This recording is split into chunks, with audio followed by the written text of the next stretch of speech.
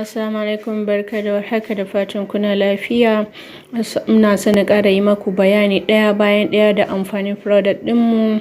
Shine mutane na ka tambaya na wai me yasa bana yin product ɗin baƙaƙe daban, farare daban, kaza da kaza dai. Bayan dalili na kuwa shine kowa yakan iya amfani da product ɗina, har maza ma suna amfani da product ɗina saboda baya cutarwa, sannan kuma babu harsh chemical a ciki. Sannan kuma menene amfanin su a jikin in ce fatar mutum shine, yanzu idan muka ɗauki example ɗin wannan pomegranate body lotion ɗin nan, yana ɗauke da collagen. Wato kamar mutanen da suka ɓata jikinsu, zan yi fara magana a kansu, ko da bleaching, abubuwa dai da dama. Wani ba bleaching bane, wani ciwo yayi ko na ƙuraje ko ƙonewa haka, abu dai mai kama da tabo. To insha Allahu wannan cream ɗin yana ƙoƙari wajen ganin ya maida fatar ta zama kala ɗaya. Kun fahimta? Sannan kuma yakan exfoliating ɗinta wajen cire matacciyar fata kenan. Jikinki zai dinga glowing.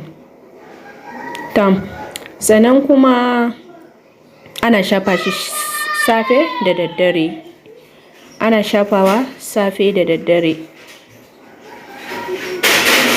Wannan kenan. Amfaninsa yana da yawa a jiki. Amma dai takaitaccen abin da zan faɗa kenan, mafi mai inganci, yana mai da fatar ki za ta dawo iri ɗaya, ko da kina da su sunburn a fuska da sauransu haka.